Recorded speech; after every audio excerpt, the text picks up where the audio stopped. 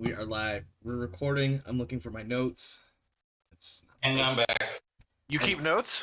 Yeah, I keep notes. Doesn't mean I remember anything, obviously. Welcome, my friends, and welcome back to the Krieg Dominion. I am Omar Krieg, your lord and commander of the Krieg Dominion, and your host for tonight's event, Warhammer 40,000 Rogue Trader Tithes of Acheron. This is episode 13 of Segmentum First Into the Maw.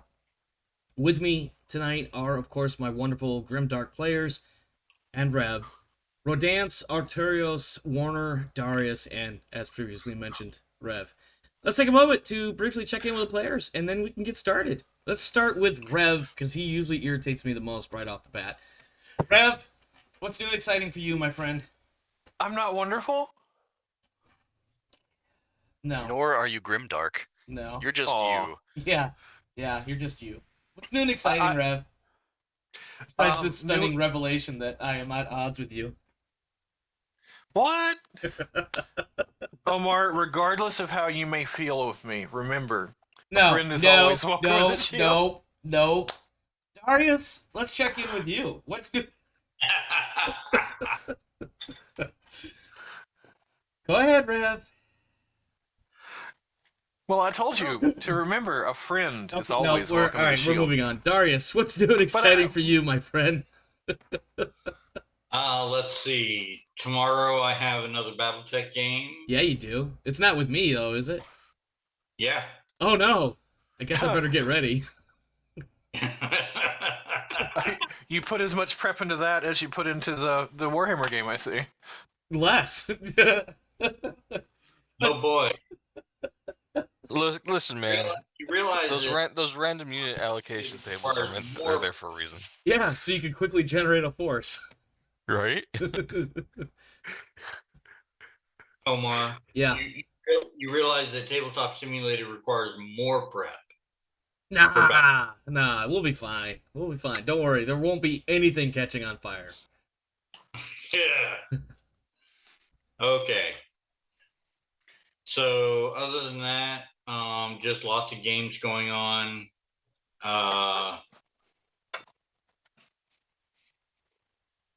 A new game actually starting up in Shadowrun. Oh, nice. Yep. When's that? I'm just throwing this out there only because I know somebody else who's getting ready to launch a new Shadowrun game in the near future. Who is the game master?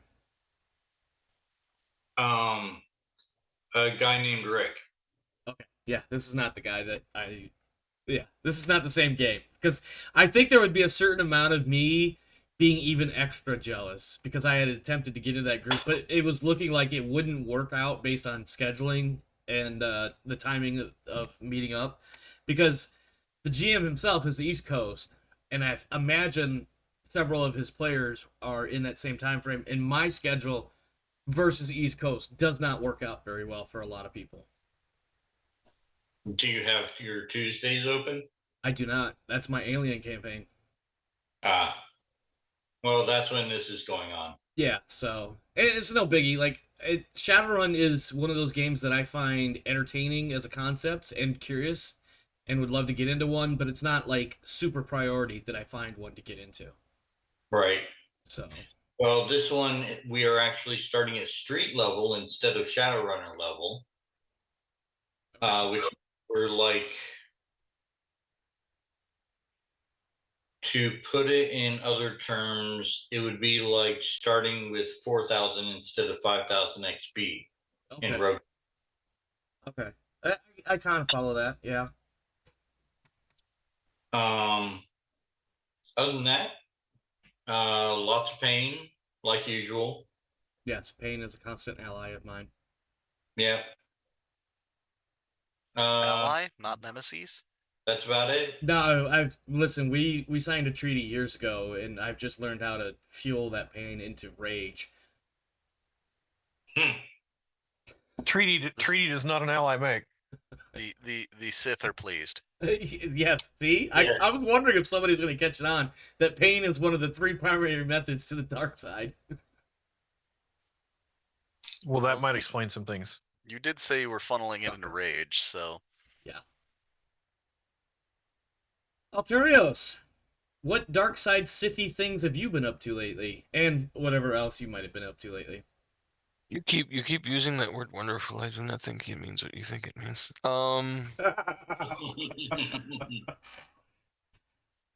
am the dark side. I was gonna say, I just got done playing Helldivers with Pseudo, so that was fun. Who are you playing with? Pseudo. Pseudo, gotcha. I remember him to a point. I think at one point he was a follower on my Twitch, but I don't know if he still follows or not. I'm gonna say I don't think so. He doesn't usually. I don't think he does Twitch. Yeah, which is fine. It's fine. It is what it is. I'm not crying or anything. He's busy with the chillins. I mean, to be fair, chitlins do definitely take up a significant amount of your daily time. Yeah. I mean, if you don't cook them right. I'm not. I'm done. I'm fucking done. 6:04. I think I'm okay. Rodance, help me, please. Well, let's see. I somehow volunteered myself into going into work several hours early tomorrow to do tours through warehouses. So not only is it going to be like 40 degrees in the morning, I'm going to have to bring extra layers of clothes because I have to walk through the refrigerated and freezer warehouse. So joy. May the odds ever be in your favor. So Yeah, was it a volunteering, or did you sign up for it before you realized exactly what you were doing? It was a volunteering. I just I work in the logistics side, so I do the computer side of the routing. So I'm getting a tour of the truck and the warehouse side. Oh, I thought you were doing the tour. I was confused. No, I'm being taken on a tour and meeting several people. Fair. Gotcha. Yeah. Then asking them why the fuck do they need all the things they want. Well, it's more of the I don't know what a pallet looks like.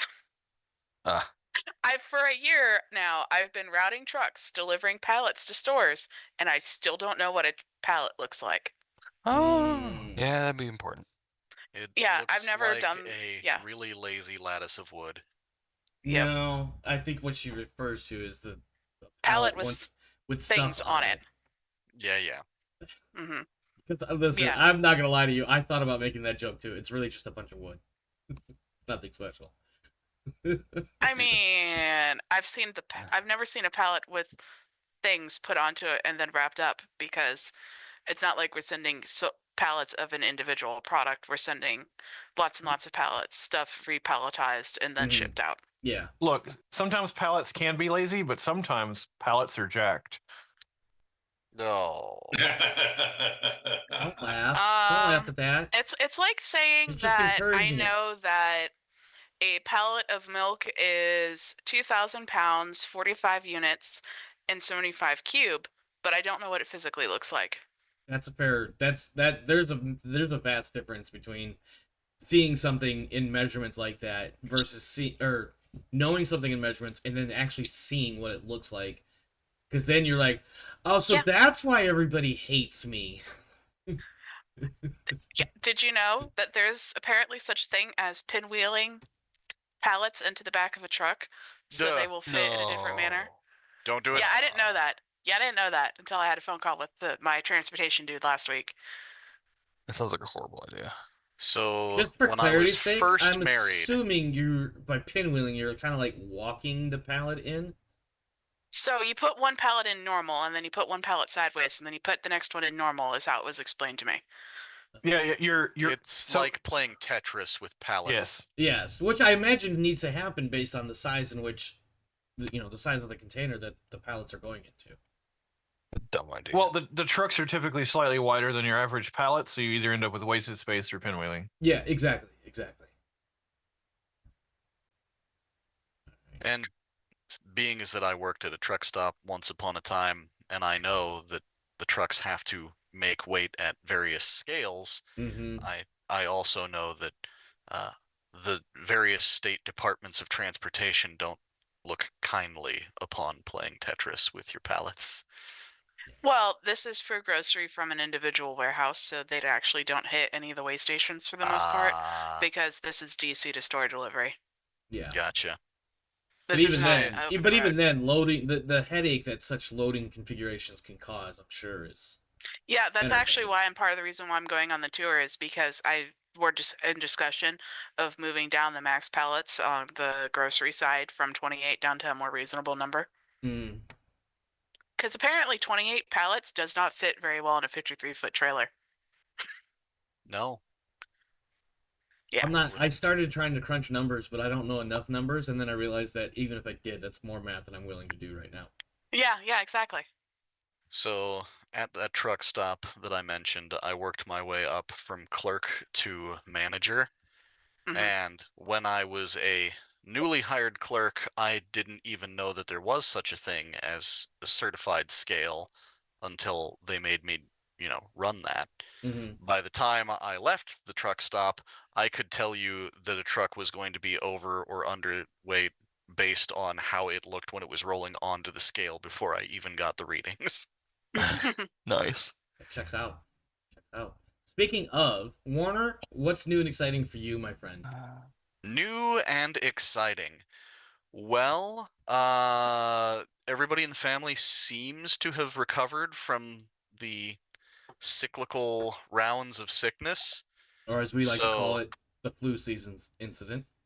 Yeah, I'm pretty excited about that. Also, I took the full week off for the Thanksgiving holiday, so looking forward to that as well. Nice. Good.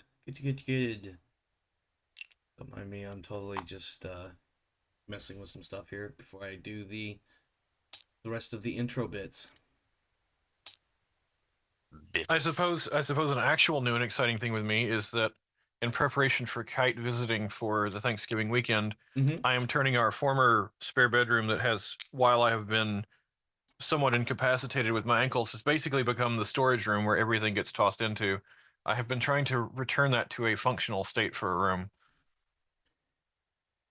And how is that going? Well, I have most of the stuff cleared from the middle of the room. I've completely cleaned out and reorganized the closet, and I have cleaned and polished a couple of the desks that are in there, and I'm almost ready to put a bed and mattress in there. Well, there you go.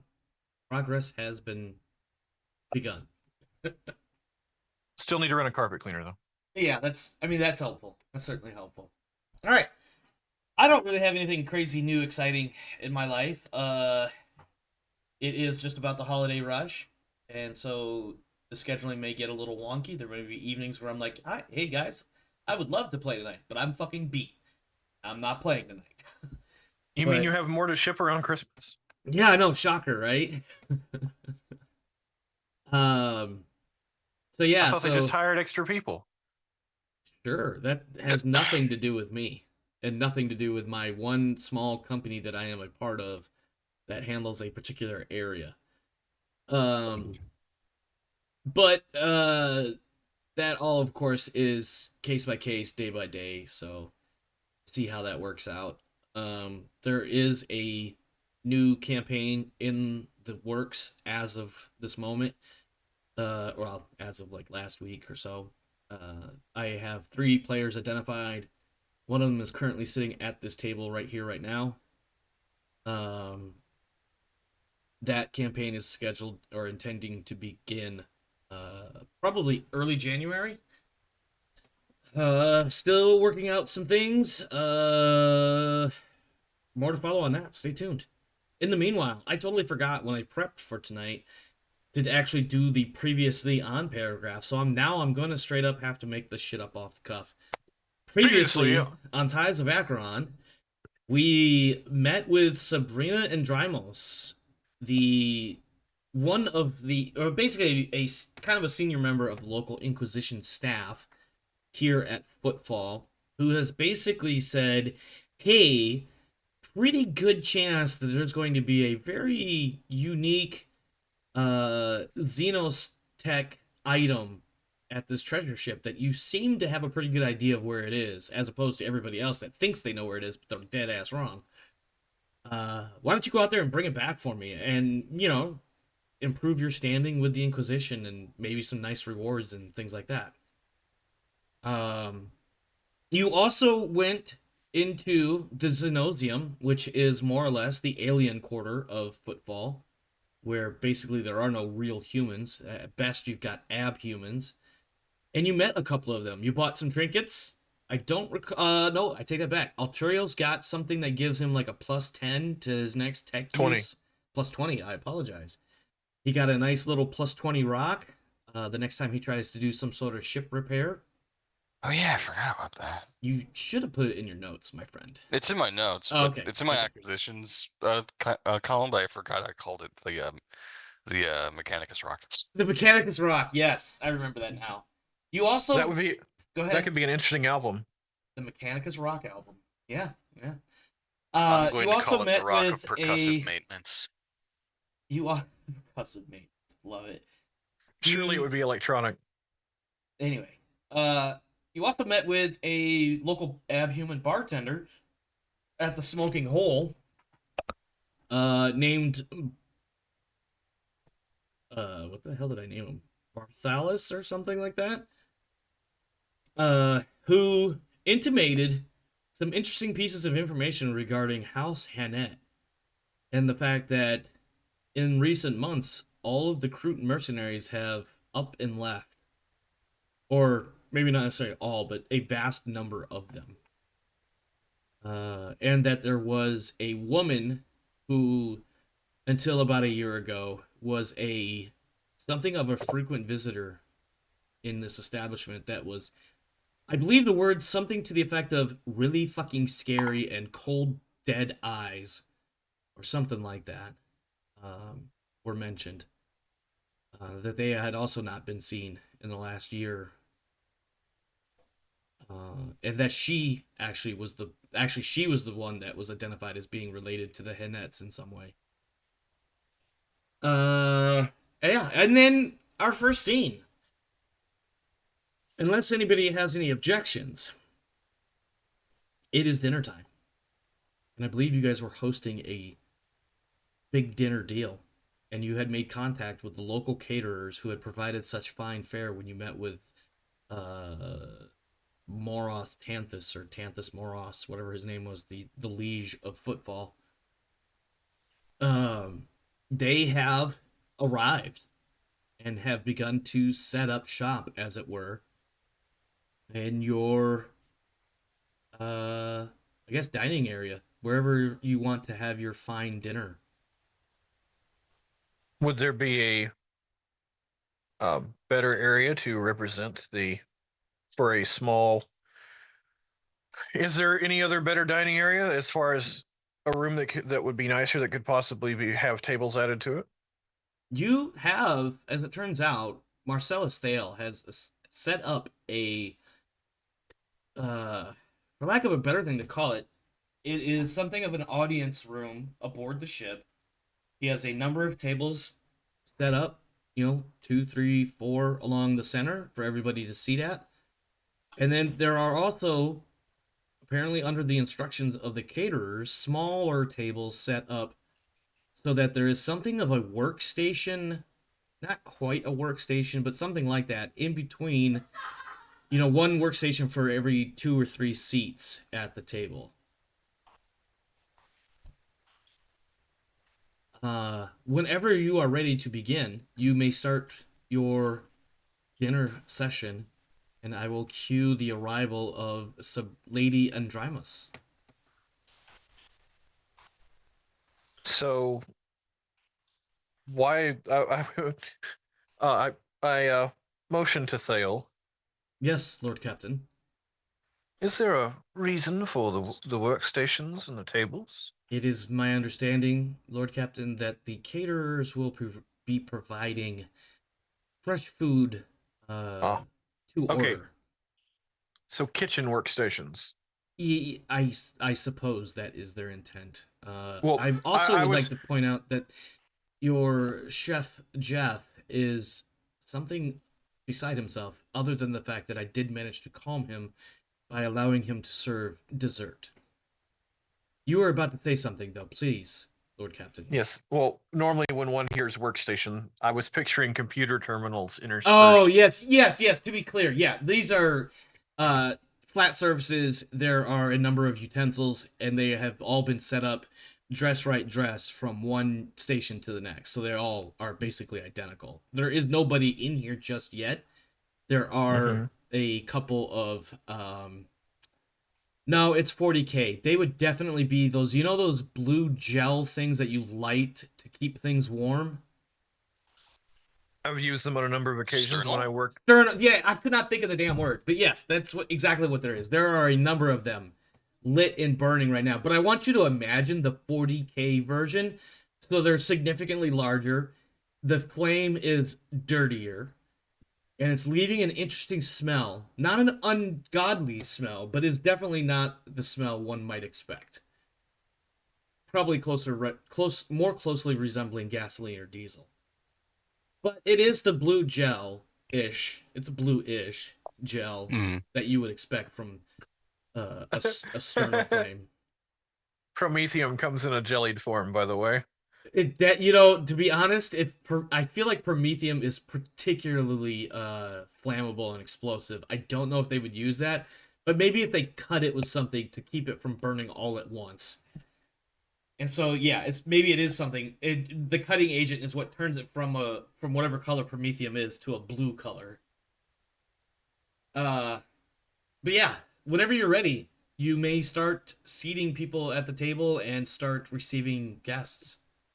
There is a small, we'll call it an antechamber, or where if you wanted to have a receiving line, that's where you and other figures would stand and receive your guests.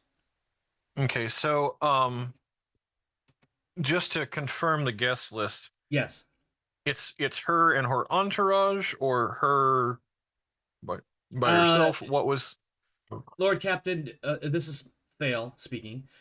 And I'm telling you that, not him saying this is Thale speaking, as he stands next to you saying that.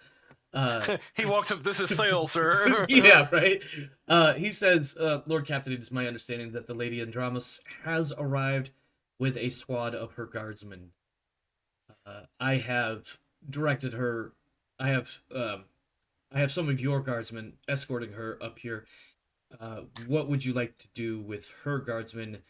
Shall we keep them close at hand, or should we have them entertained elsewhere?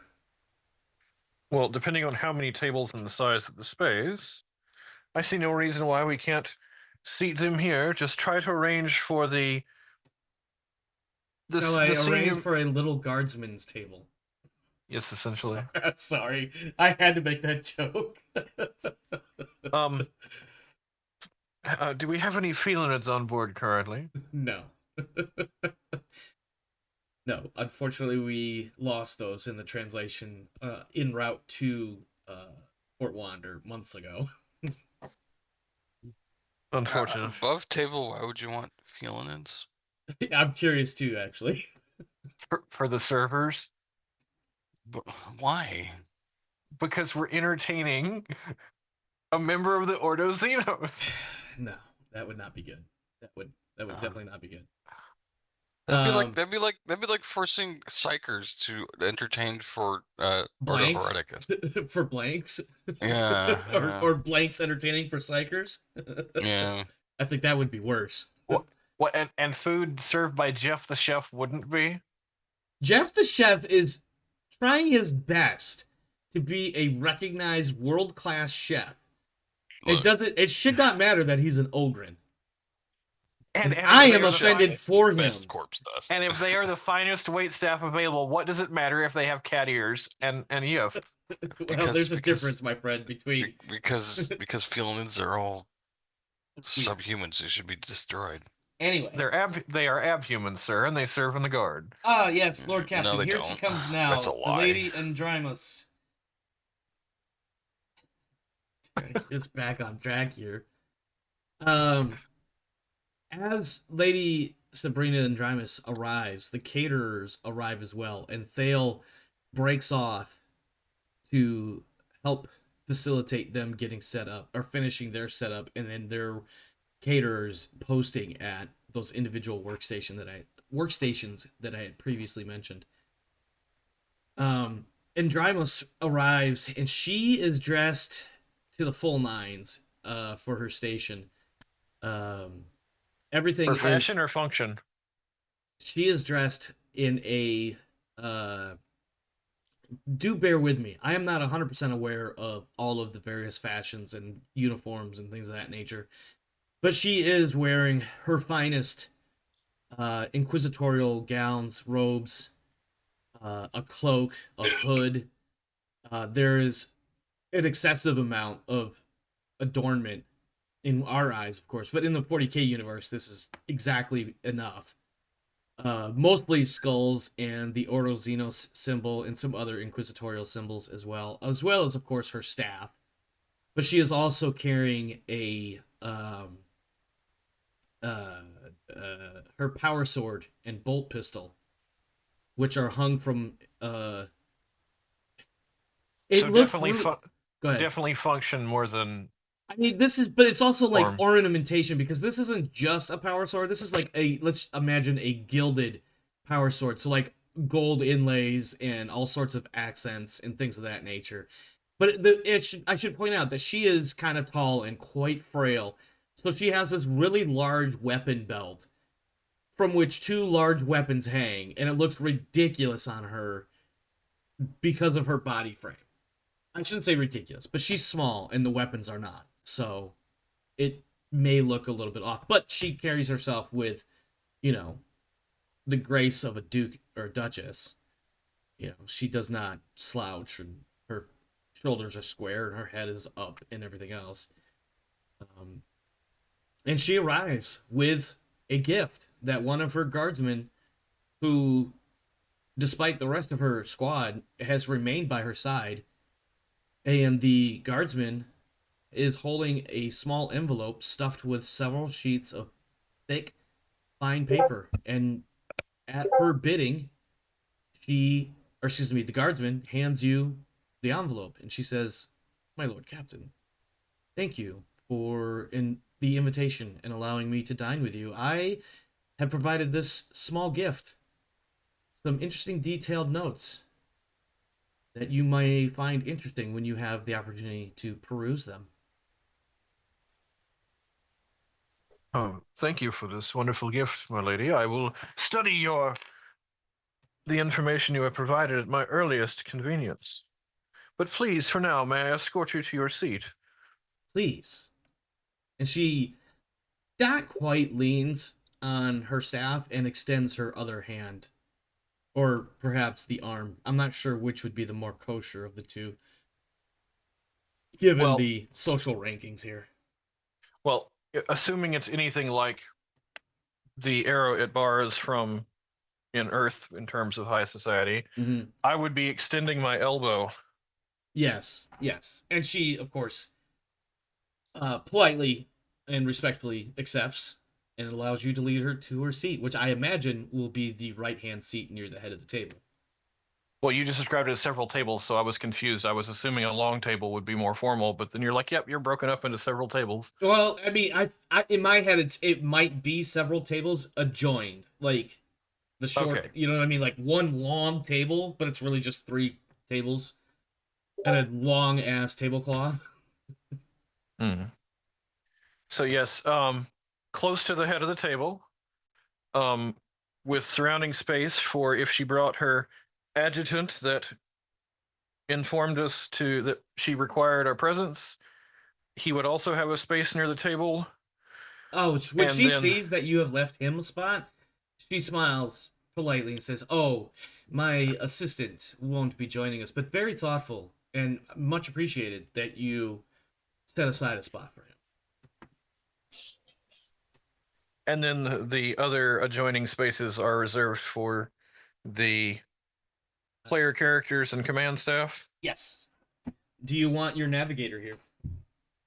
I imagine she would be included as she is part of the command staff, but yes. Okay. She's also not Xenos. No, she is not. She is, for all intents and purposes, a sanctioned mutant. As are the Felinids. Anyway. Totally different, though. Totally different. Yeah, it's a different level of sanctioning. Yeah. So, Anastasia Mercator arrives.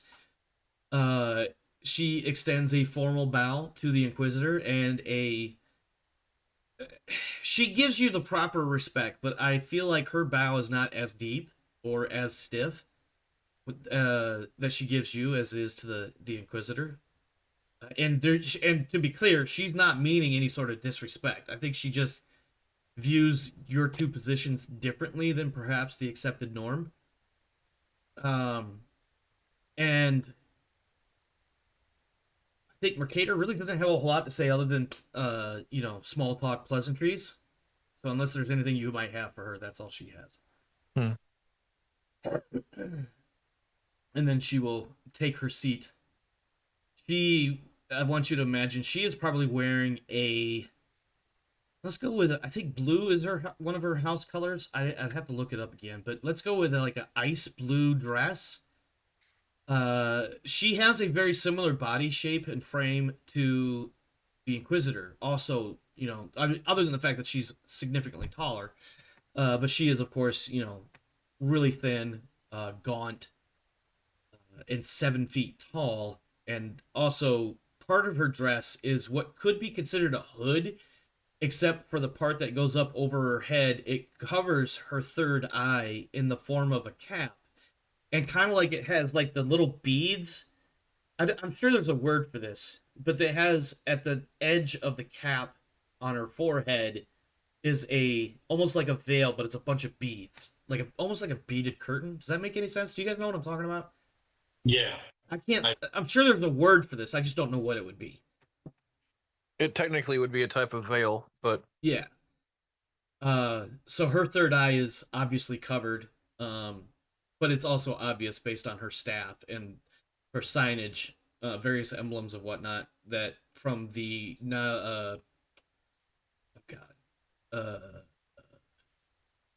what is the navigator's field called? Like the Navi something or other. Can't think of it now. Navis Nobilite? Yes, that's it. Thank you. The Navis Nobilite, her house symbols, everything. Clearly, she is, and without a doubt, she is a navigator. And then, of course, Marcellus Thale, after establishing the caterers and getting them facilitated and situated and whatnot, I assume he is taking the right seat of the table or the high position of honor other than yours. But if you want to put him somewhere else, he will pretend to not be offended. He is my second in command. Yes. But he will also approach at some point and give respects to the Inquisitor, shake her hand, brush his lips over her knuckles, a deep bow, etc. And then resume his he will stand by his seat. He won't actually sit down because, of course, nobody sits down until the Lord Captain sits down. And then the rest of you, whatever you're wearing, doing, showing off. I was gonna say, does anybody want to be wearing anything special for this? I think Reinhardt would have dragged out his best dress uniform. What was the guard regiment that Reinhardt was in prior to joining the Rogue Trader service? Well, I don't remember off the top of my head, but I feel like you had. I don't think you actually named a regiment. I didn't name a regiment, but according to the backstory, he was part of the Baylor Crusade. Okay. So presumably a regiment from that. Yeah. Which I think you had intimated that he's actually Cadian. Boros. Boros. That's right. Yeah. So it'd be like the umpteenth Boros regiment. Yeah. Blah blah blah. Yeah. Winter, Winter, Jace, Alturios. Alturios, I'm just imagining, shows up in the finest of red capes and other accoutrement, as well as all of his mechadendrites. But don't let me tell you how to dress. I was gonna say, Probably something that's not oil stained. Yes, please show up in your not stained overalls. And then both servo skulls just kind of trailing behind. Do they? Did you polish anything? Yeah. Did the servo skulls get any sort of adornment upkeep or updates? Like, do they have a banner hanging off the back of them or anything? Because that would be sick if they did. I was gonna say banners and hanging off of laurels that are around their the skull cap. Nice. I could live with that. That's amazing. As they just hover right above your shoulders. Winter, I think you were getting ready to say something. Oh. Yeah. I would be wearing my formal Astra Telepathica uniform. Okay. For being a sanctioned psyker with all the related accoutrements. Yeah, I'm sure there's probably like I'm sure there's a uniform and badges or medals or yeah. I'm sure. I feel like others. if you remember from like old school Star Trek, like the motion picture when Spock shows up and he's got like his Vulcan robes on with Vulcan lettering along like the hem. I feel like that would be something similar to what a psyker might wear in a formal setting, except of course it's not Vulcan letters. It's psyker. Like psyker alien letters on your garment. Yeah, it would be psyker. I don't know if runes would be the right word, but something along those lines. I'm sure. Something written in High Gothic, similar to like a. God damn it! I can never remember what these are called. The purity seals. Yep, purity seals and various imperial litanies. Yes. And then lastly, we have. Excuse me. I imagine we have Jace. Yeah. Jace, what are you showing up in your normal service uniform, or are you gonna get super fancy like everybody else? Oh, super fancy, of course. Of course. As much as I can as a Void Master. Well, yeah. I imagine at the very least you have the dress uniform from your brief time in the Imperial. I believe you were Imperial Navy. If not, then from your time in the Van Breeze sponsored Imperial, not quite Imperial Navy Academy. Yeah, I represent the Academy. Okay. And as a noble scion, I imagine that you'd have some bling. Oh yeah, absolutely. Oh, definitely. Probably at the very least a ring, if not like a scepter or something. I've got a signet ring. I've got, you know how pilots have wings. I'm sorry, I was coughing. What did you say? You know how pilots have their wings? Oh yeah, you've probably got plenty of awards and medals and whatnot. Sort of, distinguished service, pilot insignia pinned to my lapel. Absolutely.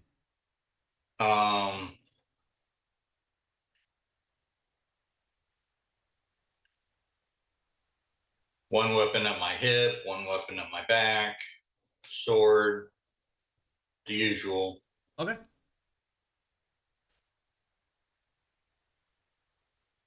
That's it for me. All right. And then obviously the Lord Captain is clearly the most blingest of bling. Well, my Grandmaster crafted carapace armor is basically already as oh yeah, because you have a nice polish on that thing, don't you? Yes. So it is gleaming, it is resplendent. I've added extra layers of epaulets. As one does when you're a grandiose rogue trader. And a series of extra chains across the front of the chest. Yes, of course. Probably if there's any sort of exotic animal cloak that was available on board, it is over my shoulders. I feel like it would be some sort of like a leopard skin, right? But it would be a leopard skin from a particular type of leopard from a particular planet. But fashioned in the style, if not the mechanics, of a Camellia line cloak. Minus perhaps the hood. Don't give me a Camellia line cloak. Come on now. Well, no, you're a rogue trader. You're supposed to stand out. Yes, but the cloak you just described is an item that I would normally have to acquire. Yes. Well, no. That's what I mean. Like your leopard skin cloak is fashioned in the style, but it does not serve the same purpose. This is meant to look good, whereas the Camellia line cloak is meant to make you disappear. Fair. Yeah, everything is extra polished. Everything is Yeah. over the top. Of course. Oh, I imagine that I would be wearing my void suit underneath the uniform. Oh yeah, because I imagine the void suit might be, well, I'm thinking skin suits, which are kind of like, depending on the nature of them, they might get pretty tight to the skin. But he all, if I recall correctly, he all but has an Archaeotech void suit that is fairly form fitting. Okay, that's right, because I do remember you pointing or getting him one or something like that. Yeah, I've got a special void suit. Yeah. Okay. As you, well, actually, before you take your seats, Lord Captain, do you want to give any sort of, not necessarily a speech, but any sort of like greeting of welcome or other mouth movement sounds? That sounded really weird, but I could not think of the words I wanted to use. Any sort of opening statements to this dinner? Well, as we are all at our seats, I will offer to propose a toast. I think across the board. I mean, I imagine there's a couple NPCs at the table that we haven't really met, but also Thale and Mercator both are quick to grab their drinks and begin to, what's the word I'm looking for? Prepare to toast, I guess. Little eager, anyway. Yeah. Because, like their player, they have to be able to consume vast quantities of alcohol. Ladies and gentlemen, I'd like to propose a toast. A toast to our fine guests from the station and the Ordo Xenos, keeping us safe from many of the threats that are out there. And further, I'd like to toast to the Empire and the Emperor. May we all do whatever we can in his name. To the Emperor. For the Emperor, I should say. Let me rephrase that. Of course, as everybody else toasts.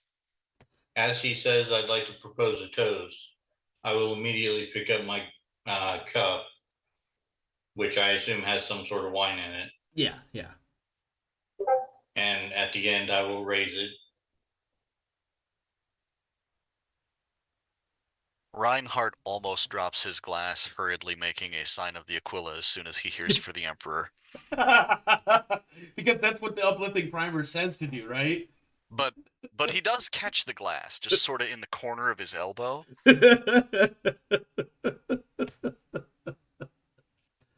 All right. At this point, once the toast is had and everybody's had their drinks, I imagine the Lord Captain will say something to the effect of "take seats" or "have a seat, sit down," whatever. And then everyone, please be seated. And then, as everyone takes their seats, the handful of caterers, that again they are almost in between each seat, so that each workstation can service 1 to 3 dinner guests at a time. Sorry, my brain just totally reset all of a sudden. So there is a worker or caterer at each of these workstations. Each of these workstations can handle 1 or 2 guests. They begin to pass out a small house salad made with local meats and veggies. If anybody inquires about the meat, you kind of catch Thale kind of leaning over saying, "Don't ask about the meat, just it's fresh, it's fine, 100% certified." Which is also the GM's way of saying, I don't know what locally produced meat might be, but it is fresh and good to eat. It's people. It's probably not cornstarch, corpse starch, but no, it wouldn't be that. It is actually like meat. Then I'm sorry? Not Soylent Green? It is not Soylent Green or corpse starch. which is, I believe, basically the same thing. Yeah. The individual caterers at the stations begin taking flat discs of something that looks kind of like bread, but not really. And they start inquiring individually about how much meat and how many of these different types of veggies you would like to be put onto these flat discs of bread-like stuff.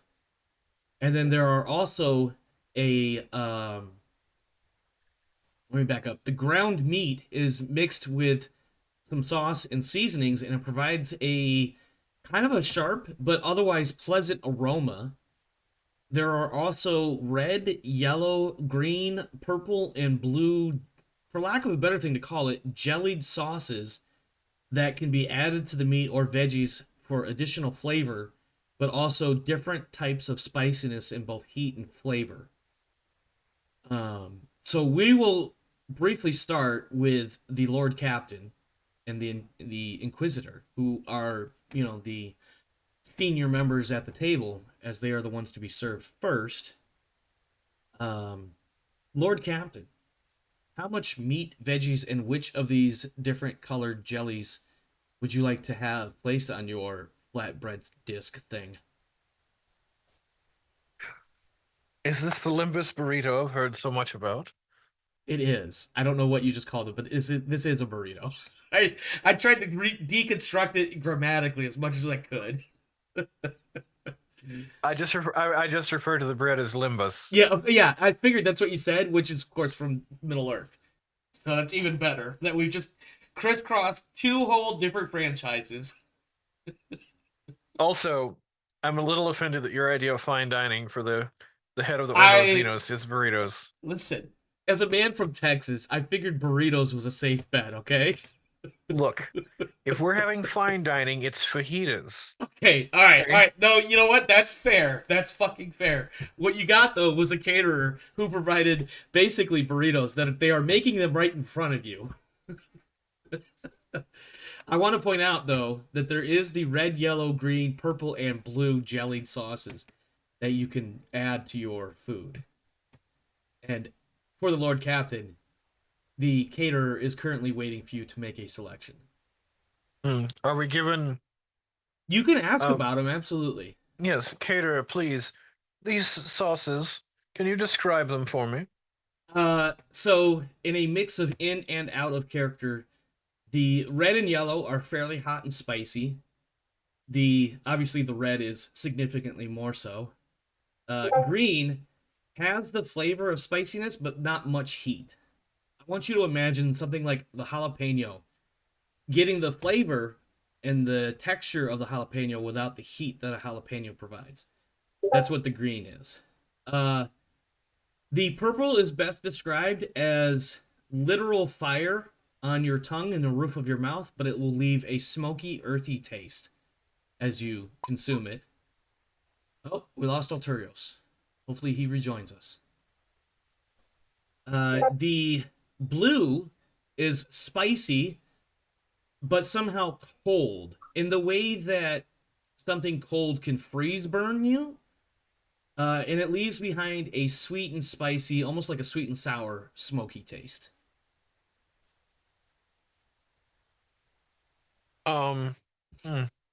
Interesting. Madam, as the guest of honor, I defer to you for the first order. Yeah, so Andramus basically orders or asks for copious amounts of both the blue and the purple sauces. On the side, by the way. She doesn't add them to her burritos, she has them to her side so that she can dip the burritos into sauces. Yes, I will.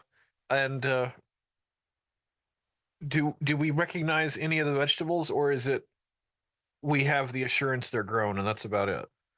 Oop, I just totally screwed up my... Hold on one second, sorry. Because chances are if it was meat or vegetables, it was grown off-world, not here. Yes, this is... the meats and veggies were produced off-world and then delivered in a as fresh as humanly possible manner. And when you sample it, like looking at it, smelling it, and everything else, it definitely gives the yeah, no, this is probably very, very fresh. It perhaps may have actually been produced here, but there's only so much that actually is, and it would probably have an exorbitant price tag attached to it. Even for a rogue trader, it might be like, ooh, I can afford that easily, but I don't know. Do I really want to drop that just to have a fresh hamburger? Yes, I'll have a small amount of the vegetables, but more heavily on the meat, and I'll go for a large helping of the purple sauce. Ah, yes, excellent, excellent. We call that the azure flame. Don't ask me why we use that word. It's just what it's called. Who is getting all the pings in the background? Darius. Okay. Popular man. Yeah, it's like ping after ping after ping after ping, and I'm like, holy crap. Yeah. So there were so many pings. I thought I was in China. Wow. Moving on. Jace, Reinhardt. I'm not sure if you guys would actually be seated directly next to each other. Excuse me, directly next to each other, but the caterer is asking for. I imagine Reinhardt would be on the other side of Rev from the Seneschal, and then I'd be next. Yeah, that makes sense. But please, Reinhardt and Jace, what would you like to partake of as your caterers are preparing your particular flatbread discs and offering an assortment of veggies and the sauces and of course the meat? Just for etiquette and protocol, in terms of rank, if there's any seating to that regard, it would obviously be the guest of honor, then the seneschal, then the navigator. Oh yes, the navigator would actually outrank a lot of you guys socially because they are the navis nobilite or whatever. That's correct. Yeah. Alterios, real quick, are you good, man? Are you there? Yeah, I'm here. Okay. Because you dropped from the table. I just wanted to make sure we still had you. My connection's spotty. No worries. Yeah. I just realized I got to reorder this. Totally. That's better. Anyway, after the navigator, it would be probably the Jace and then Reinhardt. I'm actually not sure because the sanctioned psyker might be higher than in terms of pure rank on the ship than hired mercenary. And Jace does come from a noble house, even though it is a lesser house. I'm very sorry. Obviously, the ranking member of the Mechanicum would be directly behind the navigator in terms that would of. make sense. Alterios, we'll go to, or actually, okay, we'll start back over. So the navigator, who is before Thale, the navigator takes I imagine that so when I say something like the popsicle stick spoon, you guys know what I'm talking about. We've all been to Costco, I'm sure. Or other places that typically have offerings. Samples. Thank you. I could not think of the right word. Anastasia takes a sampling of each of the 5 jellies, and it appears that she is not fond of the yellow or green, but the purple and the blue have an interesting interaction. And so she takes 2 burritos that are heavily laden with meat, and one for purple and one for blue, and is very thankful for the sustenance this evening. The seneschal dives into the green.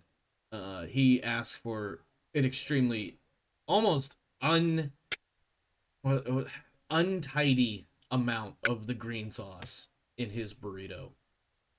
I believe Alterios would be next as far as ranking is concerned. So Alterios, please, what would you like? Something I was saying earlier. The reason I would place Alterios next to Rev is because he's kind of like a bodyguard to Rev. Well, yes, you're talking about Reinhardt, but yeah, no, I hear you, but I think in social standing, Reinhardt. I'm the lowest on the totem pole in social standing. Yeah, because he is. But you would still be placed next to the Lord Captain because of the bodyguard staff. Yeah, it's not about seating at this point. It's about primacy. And I would be last. Yes, and I feel like Reinhardt would recognize that, and whatever he may think about that, he would keep to himself. My personal opinion. He has no pretensions. Yeah. Someday when he's fabulously wealthy, he might pretend to have pretensions. Yeah, that sounds about right.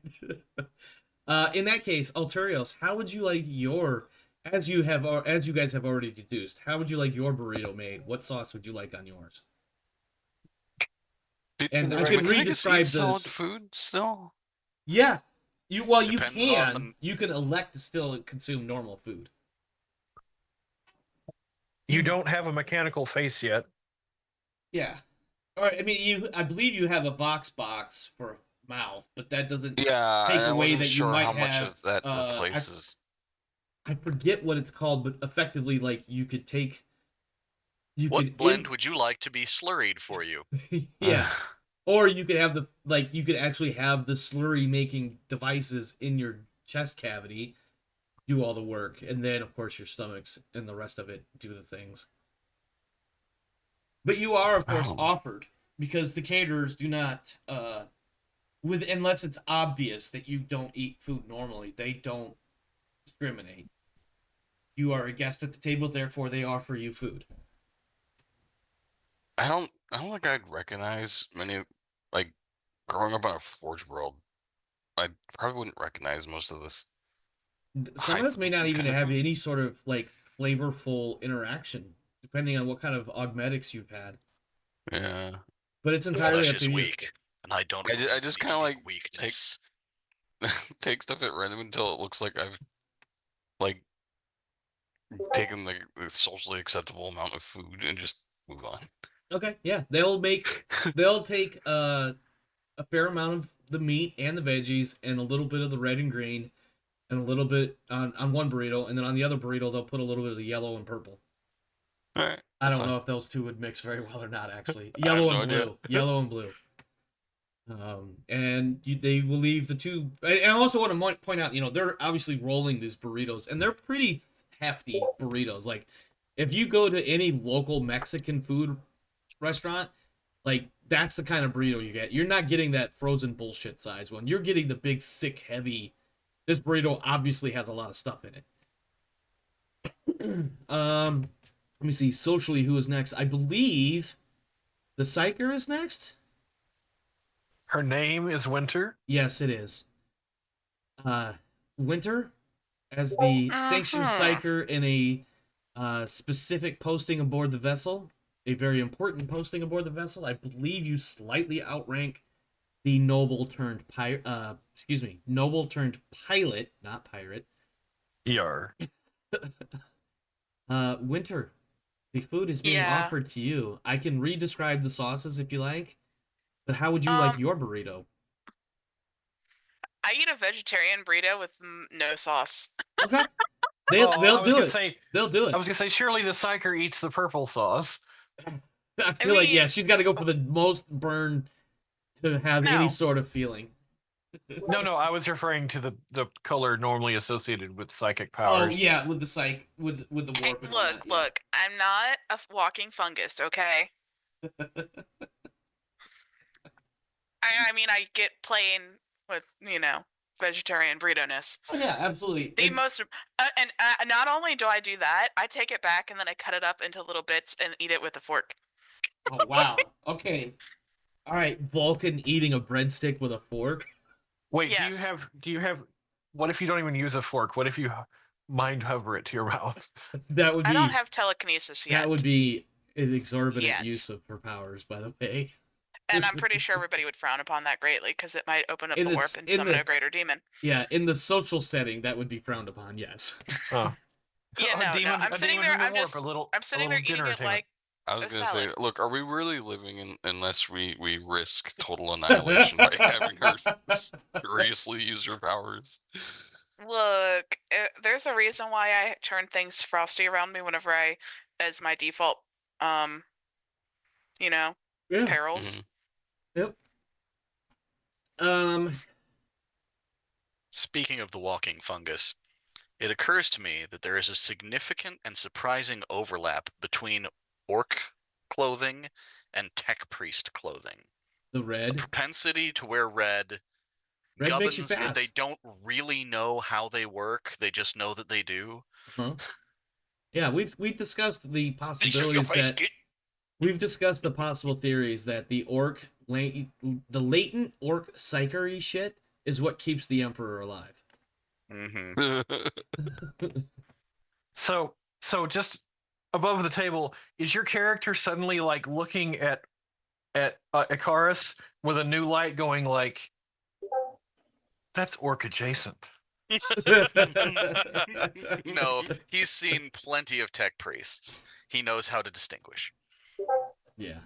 Jace, I believe it is your turn to answer the question of the hour. How would you like your burrito, sir?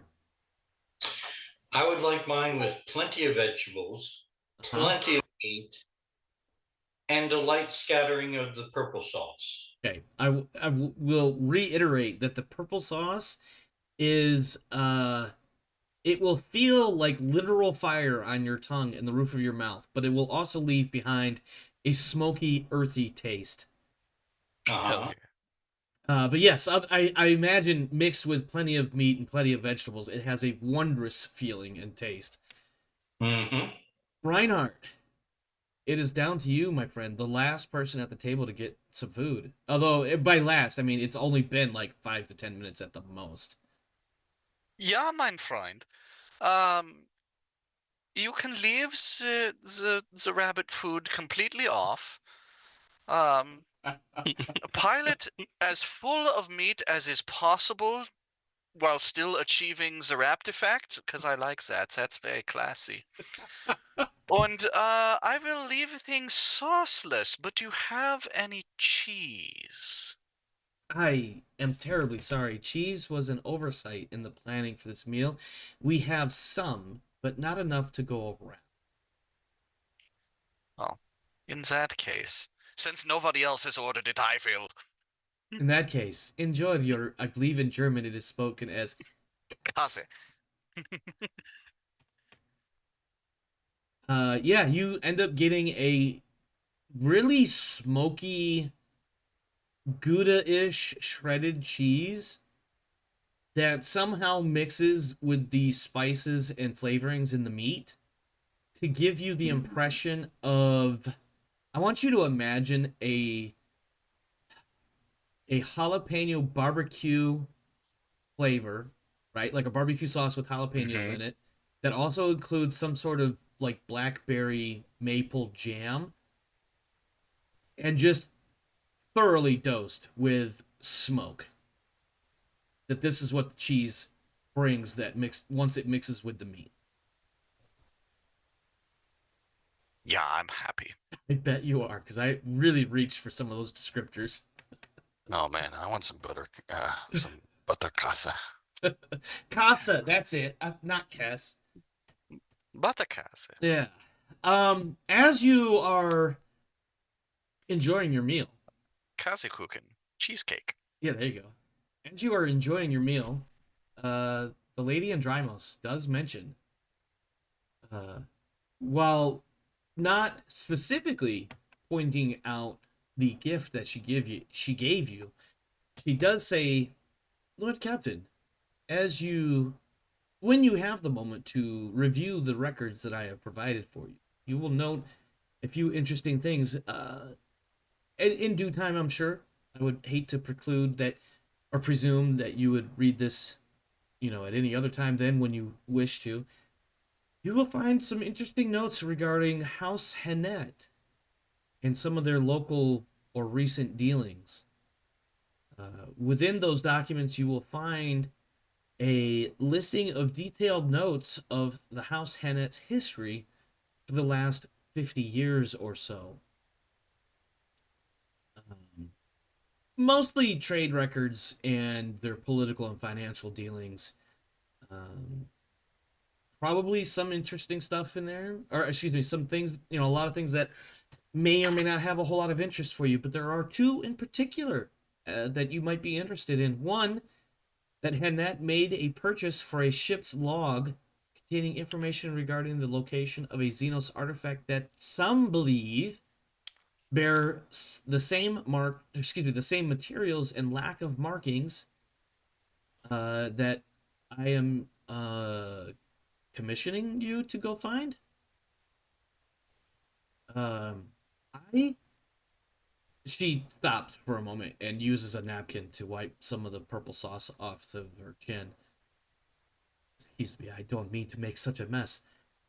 I am of the theory, although many of my colleagues are in great disagreement, I am of the theory that there are multiple of these devices, and that Hannett may be attempting to find one, unaware of the possibility that there is another device on this righteous path that you seek. In fact, she kind of chuckles as though she finds this particular theory amusing. In fact, I am something of a shunned disgrace because I have this theory. And she chuckles again as she eats more of her burrito. Yes. Well, I did. While the small talk is amusing and the talk of the mission is interesting, Reinhardt, how long have you had an association with the Inquisition? Well, I usually only see them from afar when they are giving very important orders. And, well, very, very seldom other than that, yes. So I'm of the understanding that they have sometimes had something to do with the worlds that we have pacified. Well, I find it strange that that is your only association, as the good lady here seemed to show you more deference than most of the entourage and ensemble. Out of character. Did I miss something? Did I misspeak something? You had her show him better deference than everybody except me. She gave everybody else curt nods and him a show of respect. Ah, yes. Okay, now I remember. You're talking about the way she reacted when she entertained you guys Yes. last session. Okay. Ah, yes. I think at that point, um, Sabrina or Andrimos, same difference. I think for a moment she sets her what's left of one burrito down and finishes chewing what's in her mouth, and then sips her wine. And she says, "Lord Captain, allow me to elucidate. I have seen some of the reports that Herr Commandant Reinhardt, some of his actions in the campaign that he mentioned earlier that I can't think of right now. Oros campaign? Crusade? Now, Hold on, what was, go ahead. it was the, crap, where is it? Boros Prime is the homeworld. Okay. The Baylor Crusade. Baylor Crusade, that's it. Mm-hmm. And I'm going to fuck up some of these details, so if I get anything wrong, she is misremembering it, and you can call her out and say, actually, what had happened was. But what she says is that she has read some of those reports, and some of the actions in which he and his unit had participated, as well as, I believe, and she looks over at Reinhardt kind of coyly, almost like she wants to wink at him a little bit. And she says, including something of a incursion while in transit from one system to the next. Reinhardt will look incredibly proud, even at misremembered things, about his distinguished service. But the instant she says incursion, he will be unable to suppress a shudder. Yes, we acquire various reports at various times of a number of activities across the Imperium, and His had come across my desk, I want to say, maybe 6-8 months ago. And when he was introduced, his name stood out in my memory. One of those random connections that, sometimes there's a song you can't get out of your head until you go back to bed. The Reinhardt, Der Ammerlungen, was that earworm of the day. You do me too much honor, my lady. Perhaps. And she lifts her wine glass towards you. It is good to know that you survived both of those harrowing ordeals. I will completely unironically just lift my glass high and say, "The Emperor protects!" Indeed he does, and she will drink to that. Because, of course, when somebody makes that sort of reference in the uplifting primer, one must cheers the Emperor. Or not cheers, but praise the Emperor. Well, obviously we all drink. Yeah. Mm-hmm. Because if it's in the uplifting primer, then everybody should be doing it, right? Damn straight.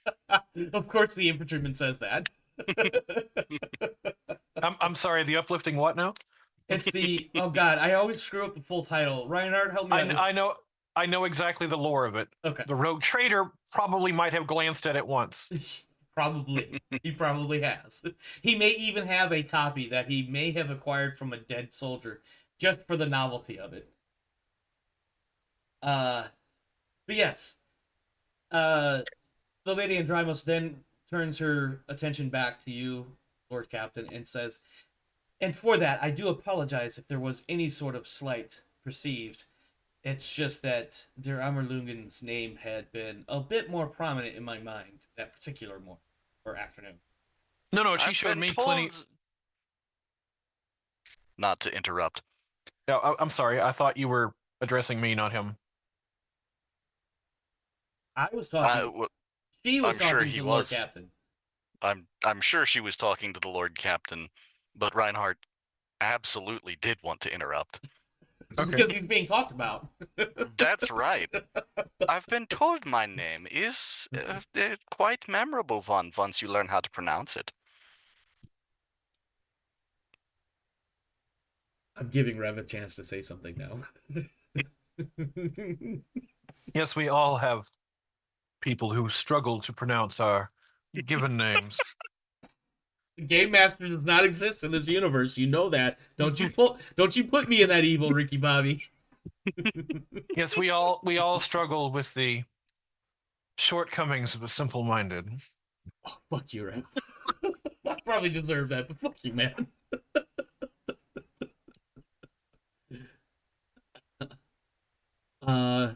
Yeah. Yes, I am thankful that my own parents did not give me such a difficult name. Yes, it's Jace, Nace, I believe it was. Jace. Yes. Simple name. And I will admit, as simple a name may be, and as simple a person may be, sometimes those are the best people to have around. She's obviously trying to be polite and not be offensive. But of course, there are some that may take said words as offense. She's not the most socially adroit. Adept. Adroit might work, yeah. She doesn't read the room very well. She's also an inquisitor and doesn't really have to. It's not entirely true, but you get my point. My lady, I have a further proposition for you. Yes, Lord Captain. If there's anything we could do to help, I'm sure we can look into it. If you could do without your aid or one of your other assistants for the duration of this voyage to retrieve the artifact, due to previous arrangements made with other individuals, having someone as a senior member of my crew who could lay claim to one item in particular could forestall any conflicts or disagreements. Yes, you refer to your meeting with Moros, Tithes Moros. Gotta get his name right. As you were aware. I believe you have struck an accord with him, and while the details I am not exactly privy to, and then she proceeds to list the details, almost as if she had been in the room with you at the time. Mm-hmm. Unfortunately, I do not have a member of my entourage that I could insert into your crew. I will, however, invest you with appropriate documentations indicating that you are, as they say, on task for my office, if that would help your case, you think. If you think that would help your case. I do suspect that should I have a document essentially laying claim and ownership of a aforementioned item to the Ordo Xenos themselves, other parties that I am involved with may not wish to further entangle themselves in such a venture with the Inquisition. Yes, the Casbalica would be incredibly hesitant to be seen in public relations with the Inquisition. I can't imagine why. Excuse me, one moment. I wish to make a quick Vox call, and I can have that document sent over post haste. I'm sure you are willing to get underway pretty soon. I would not want to impede your departure. And she starts to stand up, almost kind of slowly to give you the opportunity to stop her, but otherwise she will continue to stand and excuse herself into another room for a few minutes and then come back. Well, before we proceed with that, there is the possibility of simply having one of her entourage on paper as part of our command staff.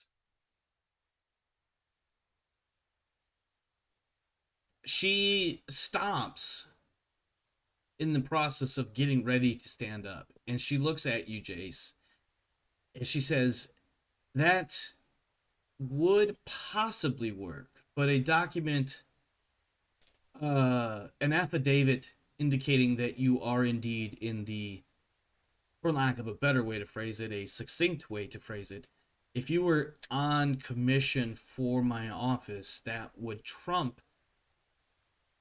paperwork indicating that a member. I'm not saying we shouldn't do that. I'm saying we should do both. I think one would simply supersede the other. I like where your head is at. I will be honest. I just think that using the doing this thing for us in an official capacity on paperwork would have far more credence insofar as any other organization may be concerned. My concern is that this way we would be able to get you the item without diverting from the previous arrangements. Well, we would still be essentially it would already be claimed. It was if the documents she would be providing with would be if we had claimed it ourselves. Very well. Long as we are covered on all ends. I think using this document, swearing your service to my office for this particular task, would be sufficient to clear any claims of fraudulence or misleading should the Casbalica bring up such things. One moment, please. I will make a quick Vox call, and most likely the documentation can be brought over in a few hours. And she will step out for a moment. And you guys do have a moment to converse amongst yourselves if you would like. When she leaves the room, Reinhardt will sidle up to the Lord Captain. You will return to the heights that you should be at from your lowest. No. just walk up. Should it become a point of contention, I am willing to forego mine claims to see things right with the Inquisition.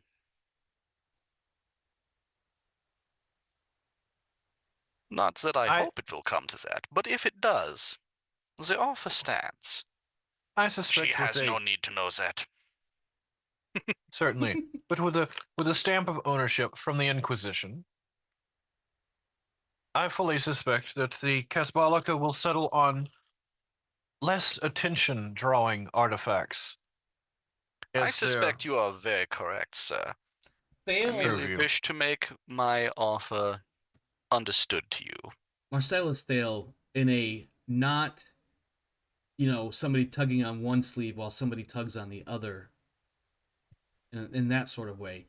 Thale does also lean over and say, Lord Captain, it has occurred to me, however, and I'm sure it has to you as well, what if the Casbalica and the Inquisition are both searching for the same item? You would, in effect, be casting your lot with one over the other. A decision may very well. That might be true if the Casbalica had told me what they were looking for. The Casbalica merely said they wished an assortment of artifacts to sell, and that they will get. As you say, Lord Captain. And Thale will go back to his burrito.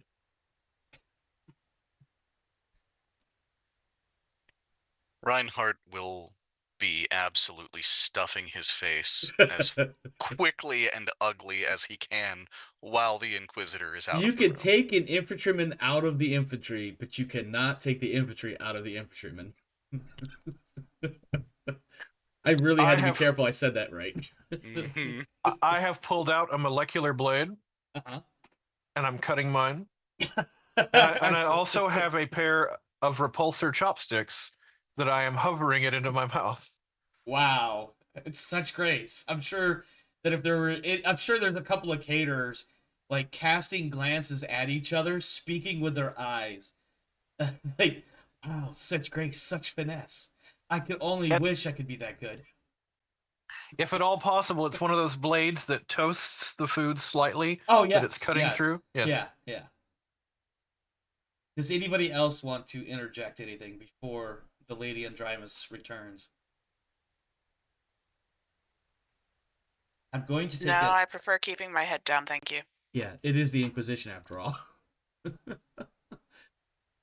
In that case, I'm pretty sure, based on what I've dealt with, there's a reason I have resistance to torture. And it may or may not be Inquisition based. Well, it's actually the Adeptus Arbites, and it gave me resistance to interrogation. So, but the Inquisition does have that malicious they remind aura. me of the Arbites, and I don't like talking with them. Exactly. That's what I was trying to say. I was trying to find some more poetic in-universe phrases, but I couldn't think of them fast enough. As the night wears on and the drink continues to flow, Reinhardt will slowly but surely spend more time staring at the Lady Inquisitor. Okay. I think after a few minutes, she returns, and she, as she takes her seat, she says, Lord Captain, it has been attended to. The appropriate documentation will arrive within a few hours. Unless there's anything else, the chef Jeff would like to present his dessert. Well, basically, Yes. as I see that everyone is beginning to come to an end of their course, I clap my hands. Okay. And it's at this point that the Ogren chef Jeff arrives. And for a moment, there is something of a look of shock and perplexed crossing the Lady Andrymus's face as the chef and his assistants are wheeling in a large... It's covered with a tablecloth, first off, but it looks like there is a large cake underneath it. The Ogren, with his massive, tree trunk sized arms, easily lifts the apparent cake and sets it more or less in the center of the long table. Or maybe not so much the center, but, center in regard to the guests. And bows to you, Lord Captain. And as we all know, my Ogren is absolutely abysmal. So I'm going to approximate what he says as best as I can. He says, Lord Captain, I present you my pineapple or excuse me. Oh God damn it! I already fucked it up. Hold on. Where's my notes?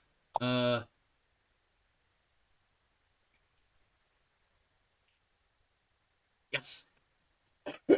He says, "Oh, Captain, I present you an upside down pineapple grenade cake," and he bows while saying that, and then rises and takes the tablecloth off the top of this upside down pineapple grenade cake. It looks like a massive crack grenade in every way, shape, and form. It looks, I'm going to tell you, it appears to be the size of, I don't know, those gigantic mess pots that you see in like soup kitchens and things like that? It's about that big. Does it look close enough to an actual explosive to scare the Ordos? This is one of those, like, when it's like, is this a cake or is this a shoe? And then they cut it open and it's like, it's clear it's cake. Yeah. Yes, exactly. That's what this is. Andrymos is very shocked, not frightened. She would not believe that anybody would try to make an attempt on her life, and certainly based on the sheer size of this apparent grenade, it is clearly not, or she is assuming that it's not actually a grenade. It's just, this is impossible to believe, right? Despite the fact that she is an inquisitor and anything is possible. What happened to that dice over there? Did we need to move it? The Ogren has a significant smirk on his face, as if he is stupid proud of his creation.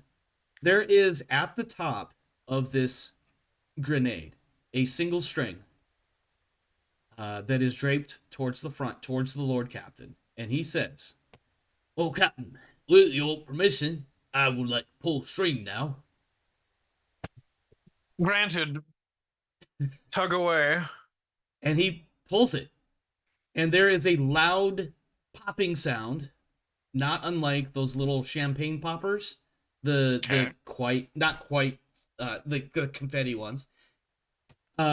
Chunks of this cake go flying in many directions. But it will be revealed within a moment as some of the dust and some of the smoke clears, because there was a pyrotechnic attached to the center. There were dividers, so that similar to the way a pineapple grenade works with the fragmentation shell,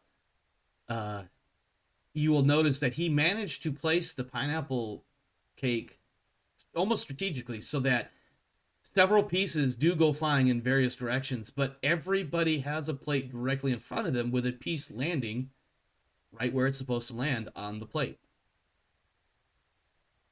Reinhardt will clap furiously and loudly. And say, I'm glad I got somebody to appreciate the upside down pineapple grenade cake. I'm giving a theater golf clap. Reinhardt will look admiringly at Chef Jeff. Can I have a smaller size one of those for my birthday? I think the chef Jeff says, as he bows, and his face is turning bright red because he did not think that this would be this well received. But he is turning bright red and bowing copiously. And when you ask him that, he will stop and look towards you, and he will nod, and he will say, "Ultimately, I will definitely make one for you. It might be the same size. The measurements, they're pretty well finite." I don't think he would use the word finite, but you get the idea. Mm-hmm. Before we go any further, can you roll on a table to see if any of the guests were hit with cake? Absolutely. I'm just gonna roll a d10 and say, on an even, nobody takes any cake to the face. On an odd, Andrymos definitely takes some frosting. Andrymos does have a bit of frosting on one cheek, and she is kind of chuckling about it. She is. Oh, you know what? To be fair, Honestly, I was hoping to see if a piece of flying cake would trigger my shield. I think there is a little. Oh, you got. I was thinking like Dune for a second. I forgot you got like a refractor field or some shit. Yep. And I'm not 100% sure how that works. I imagine there's like a super bright flash or something. If it takes over a certain amount of damage, so it's not gonna flash. Yeah, it doesn't flash, but there is the shimmering effect of a piece of cake bouncing off of it. Possibly the piece that prompted frosting to land on Andrymus's cheek. She is actually impressed as well, although she is a little surprised that it worked as well. I want you to imagine that if there are 6 plates in front of each of 6 guests, and there is a piece of cake on each plate, but there's also like another 10 or 12 pieces scattered around.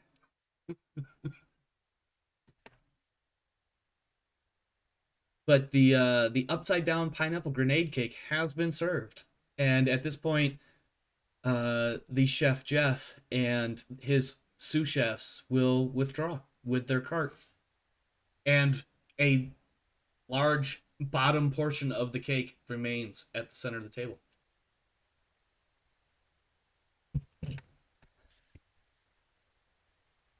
Reinhardt will come up for seconds. Of course you will. You have a sweet tooth the size of mine.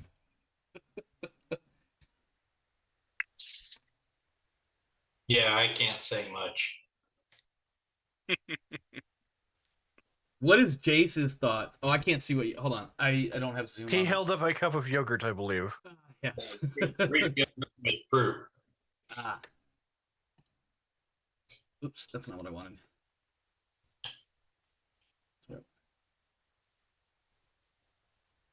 Okay. So yeah. You have one. I'm hesitant to use the word ecstatic because I don't know what that would look like in an Ogren. But there is an ecstatic Ogren returning to the mess deck right now. Dear diary. I made Best everyone laugh in a good ever. way. I was thinking of the terrible combination between a like excited 5-year-old and a cave troll. From Yeah, Lord of the Rings. that's about where I was at as well. An excited 5-year-old cave troll. Yeah. Let me see. Unless there is anything else, I don't have anything else with dinner unless there's specific things you want to speak with the lady Andrymus for, or about rather. No, I wish to inquire if she wanted to have a representative to lay claim to the object, and beyond that, I suppose I could have potentially offered the invitation to her herself, but I suspect she would decline that. Yep, and she has also, I mean, as a counter offer to having someone from her office aboard your ship, she's given you, I guess it would be something close to a letter of marque. I'm right. Well, I'm also picturing essentially something akin to a purity sale that essentially says this object belongs to the Inquisition. Yeah, that's effectively what it says. That you and your crew have been. Excuse me. No, to be very clear, Mhm. the letter of marque is something I would keep on my person. This is something that I would slap onto the object, and it says this is the property of the Inquisition. Yeah, the letter of marque basically says that you and your crew are under contract with the Inquisition to acquire this particular device that has been described to you as a Xenos artifact that is to be brought back to the nearest office of the Ordo Xenos once acquired, and that anybody that should attempt to interfere risks the wrath of the Inquisition. Effectively, words to that effect. Mm-hmm. And then, of course, you are given a number of stickers and decals and things of that nature that says, I support Lady Andrymos, and this belongs to the Lady Andrymos. Contact information can be found, blah, blah, blah, blah. Is there like an old one in there that says just I voted? Yeah, there is. Yeah. But yeah, so unless there's anything else, the next thing in my notes are acquisition rolls, but that will presumably take a few minutes, but it's fine. Yeah, that would be. I was going to ask if there was any last purchases to be made before we depart. Well, I suppose conclude the evening. Mm-hmm. Offer my best wishes. Absolutely. Any further forms of contact, Uh, and perhaps ask the lady if she knows a good place for combat servitors to be acquired. Ah, excuse me. Forget the station. I'll save at least my role, and I'm putting this out to everyone else. There is a mechanicum, a very large mechanicum depot in orbit around another planet in this system. I think if anyone has combat servitor parts and is potentially willing to part with them, it might be them, and I think I might like to make my acquisition roll there. do you mention this to the Lady Andromus, that you plan to visit there at some point in time? Or do you keep it to yourself? The fact that I'm having dealings with the Ordo Mechanicus would not be strange, especially with one of their members on board the ship. That is true. Alturios, you're not on the table. What is your I imagine you've got some sort of lore Mechanicus. Yeah. Can you tell me what your target numbers might be so that one of us could roll for you?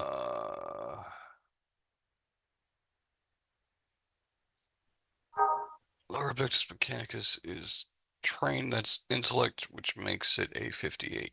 So you have a 58 and you have trained lore Adeptus Mechanicus, is that what it is? Yeah. Or common lore, I should say? I have common lore machine cult and forbidden lore Adeptus Mechanicus. Oh, that's even better. The forbidden lore is trained? Yeah. 58, you said? Mm-hmm.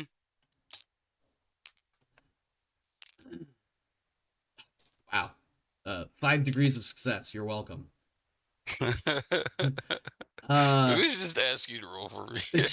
Right? It's a good thing I wasn't trying to shoot anybody. So Alturios, if you're not able to connect, I suppose you could watch the table on Omar's stream. Yeah. Well, I didn't have the table. I have just the zoom up. I didn't switch it over. However, if at any point the Lord Captain speaks to Icarus regarding the Adeptus Mechanicus facilities in the Furibundus system, which you guys are in, please let me know, because whatever it is, Icarus knows. It would have been an announcement, I suppose, over dinner that I was obviously, and I might even mention to Alturios that I was planning on stopping there should he have any input.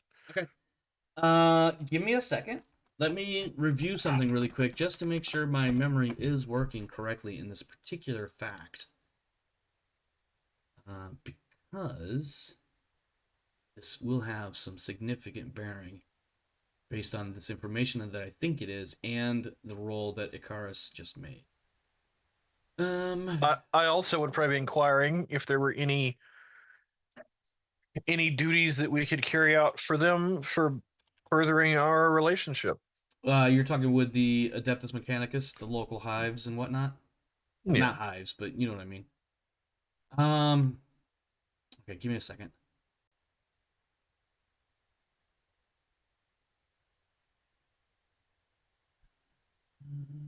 Let's see.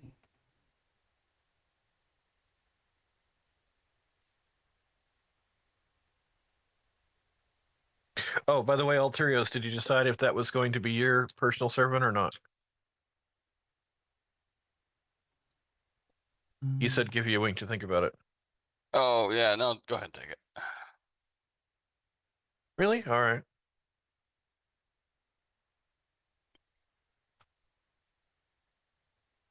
Okay, maybe I misunderstood something then. Okay. Well, either way, you know about that. Yeah, so when you bring it up, Icarus, you are aware that the facility, the Adeptus Mechanicum facility, located effectively at the first planet of the solar system here, it is called Altar Templum Calixus X17. There is a heavily shielded fortress temple within which there are a number of tech priests studying the secrets of the Furibundus star. If you look in PDF, the Rogue Trader Core PDF 343, it will tell you about the Furibundus system, including the footfall station. I thought there was more to that particular location than that, so perhaps I misremembered something. But yeah, you are well aware of some of the studies that go on there, and you may even be narratively dependent on the situation at the time, aware of more than just that.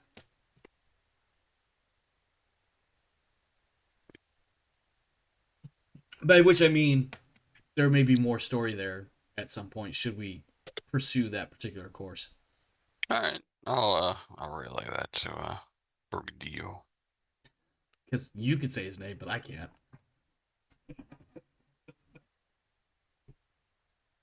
I grew up around a lot of Polish. Their names aren't easy.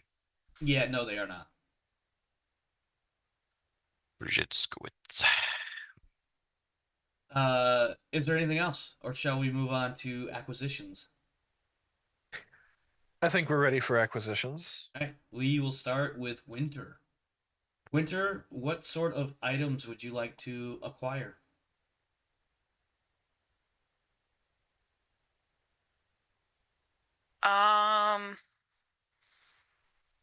Force field thingy.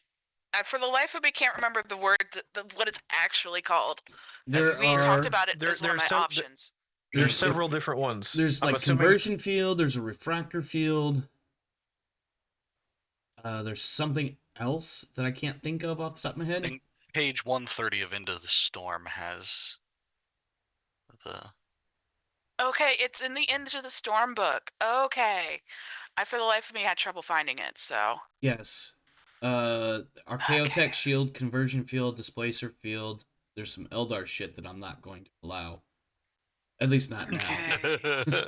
Not now. Later. There's orc shit in there too. I don't think you want us having. Yeah, no, that would not be available.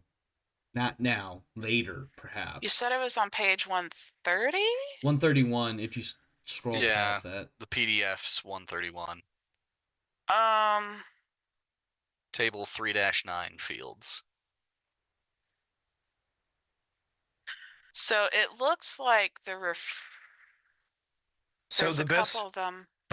The best field for you right now is probably going to be a similar field to one I've got, the conversion field. The power field is going to be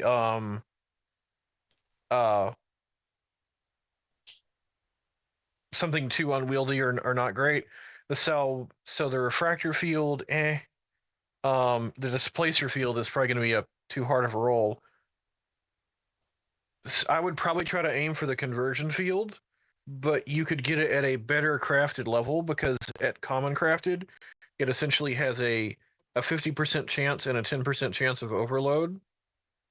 And the higher crafted, the lower that chance of overload happens. At poor, it's 20%. 20%. Good, it's 5%. Best, it's 1%. Okay, so a single unit of a extremely rare best craft conversion field.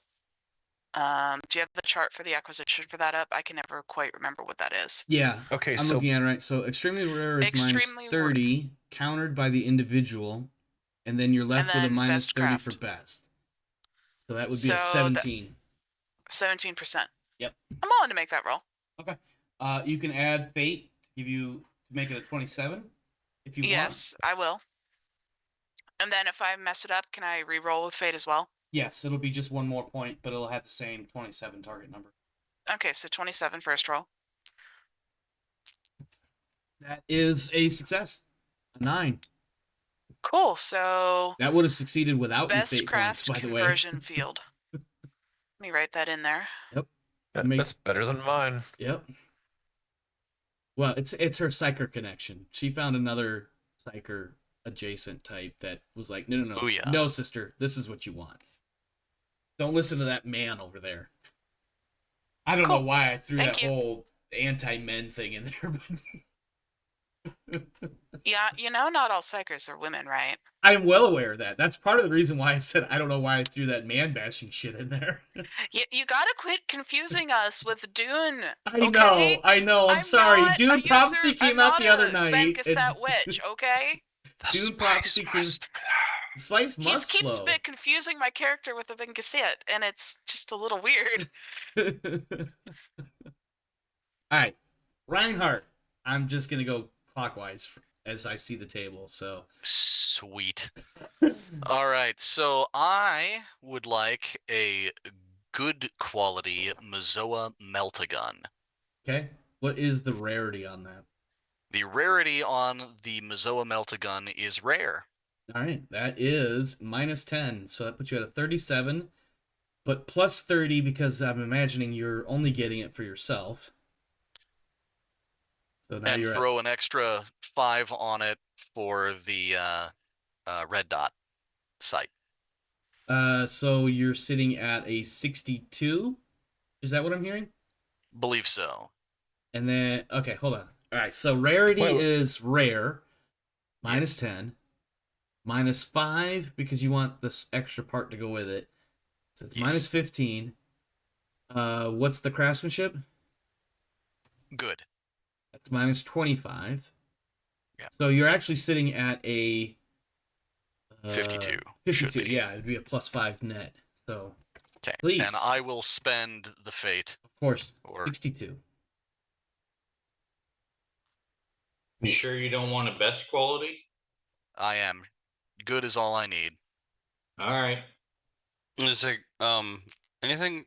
I don't think And anything you now above have a Mazoa good pattern does anything Meltagun for you, does it? Sweet. with a red dot, which I find interesting because I believe isn't the Meltagun effectively something of a concentrated it's basically the squirt gun version of a flamethrower.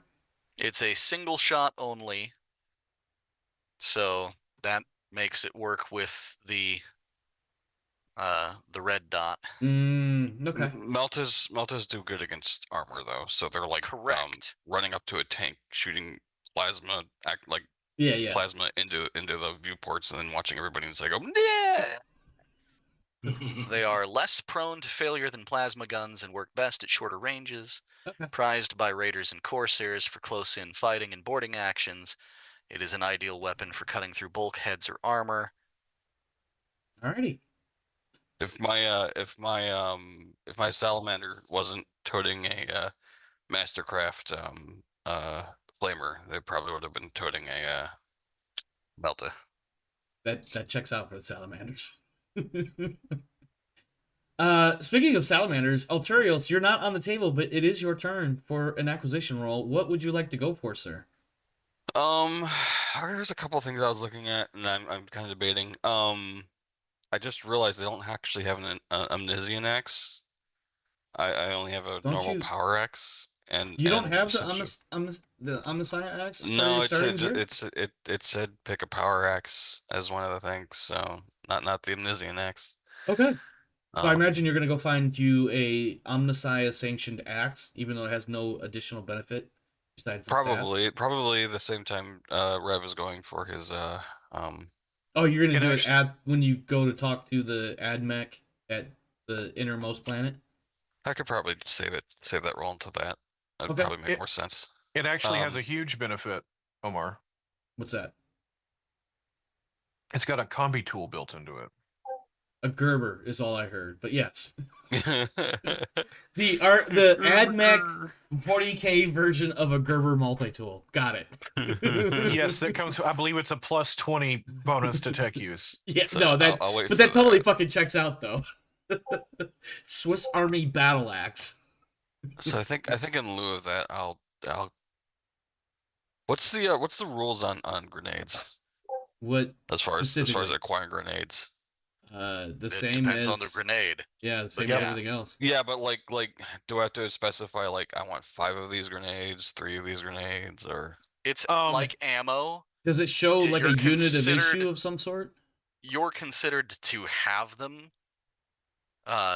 You would only carry, a reasonable amount on your person, but in between, missions, Yeah. you would just be considered. Like, I when was basically I you would was get worried. I restocked was whenever worried you go back to the I'd be ship. like burning acquisitionals, being yes, I used 3 grenades. I need to. No, I need to. no. Okay. Once you acquire a grenade, you will effectively have it forever because you'll use it, and then when you go back to the ship, you'll restock.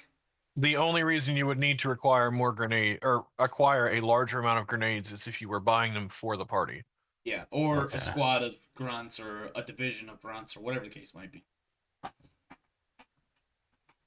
I think I want to grab crack grenades because I don't have anything to deal with heavy armor. Okay. What is the rarity on crack grenades? And does the stats list a is it just for a single grenade or is it for multiple grenades at one time? Like a unit of issue? You're essentially buying a case of grenades. Okay. That's fair. I And can live with that. You can carry up to however many the GM decides that your character can carry per adventure. I imagine most cases you can carry, like, outside of like carrying specific types of gear for carrying grenades, like probably 2 or 3 apiece. Yep. Unless you have like, oh, I've got a bandolier. Okay, well now you can carry 5. You know what I mean? Because that stuff does weigh a little bit. At any rate, what is the rarity for crack grenades? Rare. So that would be -10. You are grabbing the single man size issue, so that's -20, or excuse me, +20. And I don't believe there is a quality or craftsmanship assigned to that, is there? I don't think so. Okay. Looks like you're rolling a 67. That I think I need to roll, or somebody else. I'll let somebody else roll a 67 for him. I'll put a fate point in that to make it a 77. 77. Rodance, you've had better luck on the rolls tonight. What? You want me to roll for you? Is that what you're saying? I'm not on. My connection to Yeah, he's not on the table. I Tabletop just need Simulator is shitty. Yeah. Oh, so you want me to roll for him because he's not on the table? Please. That's correct. Yes, please. 77 is the target number we're looking for, by the way. And that is a 56. Congratulations. Roll that 100. yeah. All right. You have 2 crack grenades now. Okay. Rev, are you holding on to your roll for when we go to wherever the heck it is? Or are you going to go ahead and make one now? They might, given as they're a research station, they might not have anything to part with. But they are mechs, so they might. And also, we may add some extra flavor to that station now because I may have something about a cat in a bag. Okay. Schrodinger's AdMech? Yeah. The only other thing I was coming up with I guess the only question I would have is, are we sticking with last time's rules for acquiring the servitor parts, or are we going with something more out of the book? What did I say the last time? I don't remember specifically. I think I was going to go with like a generic all-encompassing roll with certain modifiers. You basically said for +10 off of common. I think it was. Sounds right. I could go for it. Yeah, I think if you it was like it would be a 50 something, and you said that you'd give it to me if I made it under 60 or something like that. Yeah, let's go with if with a 57 as a target number. If you make the roll at the AdMech facility, of which, by the way, there is the AdMech facility here as well on Footfall. There is it would not be an office, but you get the idea. It's literally like an adjunct. It's not. Yeah, it's not much. Yeah, but there are, if you go to the AdMech here at Footfall or here at the Innermost Planet, you can get that 57. If you try to do this anywhere else, then it drops to 37 for obvious reasons. Like difficulty, because you're not actually interfacing directly with the people that would make the combat servitor for you. Yes. Well, I guess let's roll the dice and see what happens at the station on the way out. Okay.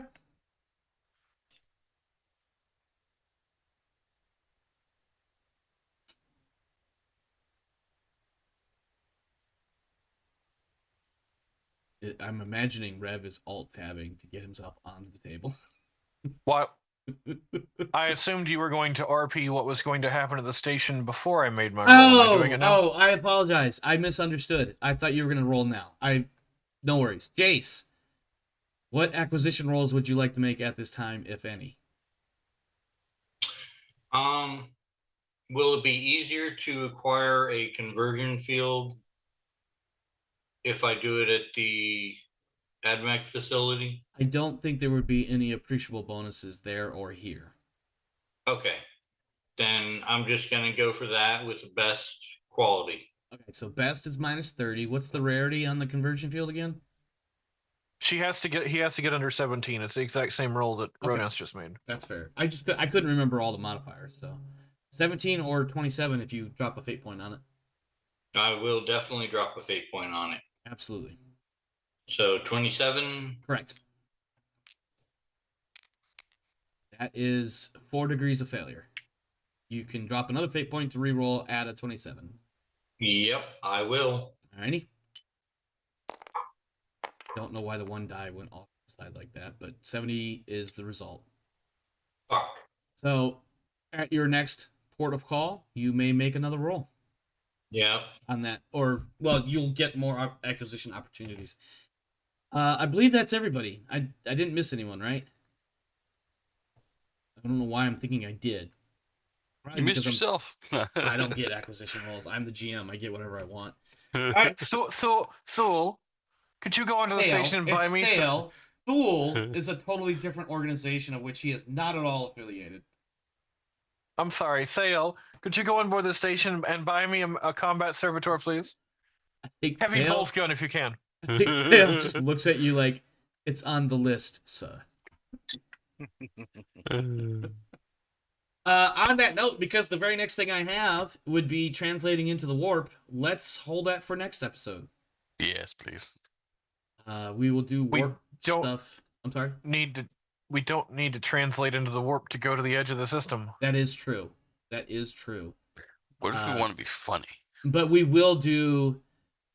I'm assuming you are going to go to the innermost planet to interact with the AdMech there. Is that the intent? Okay. So I can prep that for next week. We will do that, and then we will translate into the warp. Now, that will put you at a bit of a delay. I believe the book intimates something like a couple of weeks to cross a system in real time. Well, then, for retcon purposes, I'll simply make my acquisition roll here at the station here. Mm-hmm. Because this is an urgent task from the Inquisition, and if I know it's going to take more, then I pictured we would not be wanting to transition into the warp directly beside the station, and so. But anyway. Well, I mean, the normal warp. So the normal space flight is typically up to a week or more, moving away from a gravitational body, then going into the warp. But we can always hand wave that particular thing. But if you are going from one specific location within a star system to another specific location, that is going to take a minimum of a few days. Well, if there is going to be a delay, I would not do that, and I would simply try to acquire the parts here. Okay. Would you like to make your roll against a, what did I say, 57? Yep, and I'm going to add a... fate point for 67. Yeah.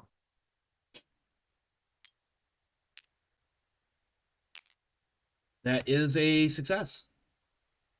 Yay. So go ahead and add that to your sheet that you now have a combat servitor that follows around a particular character of your choice. Probably your local AdMech representative. But that's entirely up to you. Because the AdMech representative can establish that. Well, I would set it up to follow Alturio, or set it to follow Icarus, and if Icarus does not wish him to follow him around, that can be resolved later. Sure. Icarus is slowly growing his cybernetic horde. He now sits at 1 combat servitor and 2 servo skulls. He did express disinterest, but I'll let him. Oh, taking, I don't, well, because Like, didn't you want that for yourself? No. Oh. I wanted it for the crew. Oh. Yeah, so effectively, so basically what it is, so right now, this combat servitor, for lack of a better thing to call it, views its owner as Icarus. Icarus can always reassign that ownership detail or split that ownership detail across multiple people, but traditionally, and this is something Icarus would understand, it is best to keep that number of people claiming ownership to less than 3. So basically 1, 2, or 3 at the most. 2 is 1 is ideal, 2 is workable, 3 can lead to conflicts. Meaning that sometimes the combat servitor, if given too many instructions at once, will just simply not do anything. Error. Yeah, error. Too much input. You just see his eyes turn to like blue screens. Yeah. I guess I'll add Rev to the list, just okay. Rev's character to the list, just in case. Like, yeah. I'm not so around. what it will do is it will default to, not necessarily following Icarus around, but in lieu of orders from Icarus, it will follow Borgadillo around. Okay. And then, if Borgadillo doesn't give any orders, it just defaults to following Borgadillo. Because Icarus, I feel like that's the answer that Icarus would put in for the oh god, how's it go? If and then if then and then all else. Then else. So the all else is follow Borgadillo. Yep. All right. In that case, our next session we will move into the warp en route to Mogaros. Let me get to that part of my notes, even though this is easy to remember. Oh god, I got a ways to go. Let's do some feedback and outros. We'll do this in reverse order. Jace, you're up first. Because I'm following the order I see on the table. Jace, feedback, outro, comments. What do you got for us? Oh, by the way, I'm sorry. Before you say that, 200 experience points for everybody at the table. 200. And Icarus, of course, 200. Yeah. By the table, I meant the not really the tabletop simulator table. Just what about our combat experience? What combat experience? You didn't have combat. There were explosions. Grenades blew up in my presence. It does not count. 3 PTSD points. Yeah, really. Go ahead and roll 60, 10, and add that many insanity points. I am jaded. Common horrors don't bother me. Then why are you even asking? That was no common horror. That was a culinary massacre. I love it. Jace, what do you got for feedback, outro, comments, things of that nature? All right. So I really enjoyed your description of the meal. Thank you. I definitely, as I said earlier, I definitely meant to verbally deconstruct a burrito. Yep. And Ulterios. I'm sorry. I should save it for my turn. I'll shut up. Yeah, it was pretty much a good experience today. Good. Anything else? Not for me. Rev, please eviscerate me. No. I was merely going to ask if it pleases the GM and Ulterios, I will work up somewhat of a character / stats sheet for easy reference for Ulterios for his. Yes, please. Walking heavy bolter. Don't servitor me. What? I thought I heard you say don't servitor me. Oh no, I said yeah. Okay, my bad. I misheard. I apologize. Yes, please send me that character sheet or note sheet or whatever it ends up being, so I can keep it with my stack of NPCs that I have open during session. It'll be a simple Google Doc with the relevant stats because it'll mostly be for shooting. Yeah. Do you have any other feedback or outro-y comments for us? Just wondering if we can possibly modify it in the future, like give it additional electronics or armor or something like that.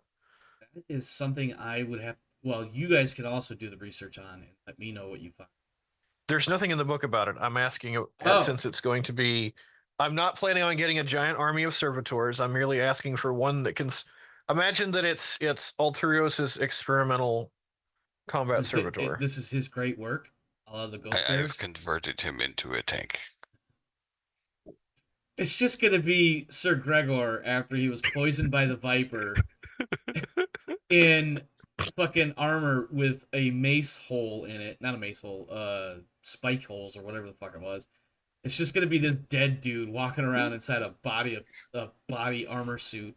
An armored bodysuit. Can you convert a normal person into a dreadnought? The world must know.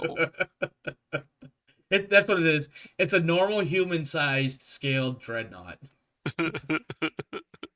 Including a coffin as its battery core. Right now, there are so many Space Marine players that are just like, fuck this guy, I'm out. Yeah, I'm never watching this guy shit ever again, just for that comment. I'm gonna make a Space Marine too. He gives it a really high-pitched voice. Even in death I serve. Oh man. Oh, that's fucking hilarious. Alterios, it's your turn. What do you got for feedback and outro comments? I'm glad this takes place really late in the day, and I've already eaten dinner because talking of burritos never fails to get me hungry. You're welcome. Because I'm just sitting here imagining like a really nice pulled beef burrito. Oh my god, that sounds good. What'd you say, Jace? Why do you think I went and got some Greek yogurt? Oh man, Alterios, you got anything else? No, I enjoyed it. All right, Warner, apart from the not being able to stay on the table. One more time. Apart from not being able to stay connected to the table. Shit happens, man. We make it work. Yeah. Warner, you always have some good, wonderful feedback for me. What do you have for me tonight? I enjoyed the night immensely. I very much liked dinner. I liked having the chance to riff on a couple of things. Then, you know, the character is the character, and having opportunities to let that out is nice. Yeah, absolutely. And I feel like you were probably one of the more pleased recipients of the upside down pineapple grenade cake. Oh, Reinhardt, as a military man, literally ate that up. Yeah, I bet he did. Do you know how long I had that idea in my head? No clue. I've been waiting for a formal dinner setting for that one specifically, and the fact that there was an Inquisitor in this meal made it even better. I don't know how, but it just did. I was like, what am I gonna do? It's a upside down pineapple cake. Oh, upside down pineapple grenade, obviously. But what's the gimmick? He's gonna fucking literally pull a string and it's gonna explode, and cake is going to land. That's such an ogre thing to do. Oh yeah, that dinner blew up in my face. Literally, it did. Just as an aside, yeah, I would have gone up for seconds and probably thirds. Oh, absolutely, absolutely. Warner, did you have anything else before I move on? Sorry. No, that was pretty much it. Okay. Also, the crew can now rest easy. Warner has a weapon of various types for most common situations now. I think the crew will not rest easy, but mostly because they're wondering if the Archmilitant won't turn one of those weapons on them. If they happen to piss off the Archmilitant, that is. As long as they don't, get possessed or anything. Yeah. Their odds are pretty good. Yeah. But there's a few that are like, I don't know, man. He seems to be collecting an awful lot of guns. Are there any that are worried about the hunchbacked, undead, walking heavy machine gun? Oh, somehow nobody's worried about that one. It's a servitor, Clearly, just one of them things. The Mechanicus representative will keep that under control. Yeah, absolutely. But can the Lord Captain keep the Arch-Militant under control? Exactly. That's the question. Exactly. Yes. Throws money. Stand here. Throws money. Don't shoot that. Rodance, what sort of feedback, outro comments you got for us? I think we're slowly rolling. Yeah. I was surprised that we had so much dinner. Dinner definitely took a lot longer than I thought it would, honestly. I didn't think it would take that long in my notes. I had planned to at least start the warp travel up until the first major encounter that might slow us down, like, effectively a warp encounter that we can't navigate around. Yeah, all I'd planned to mention was the possibility of a Inquisition tag along, and why was the Inquisitor so fascinated by Reinhardt? Yeah.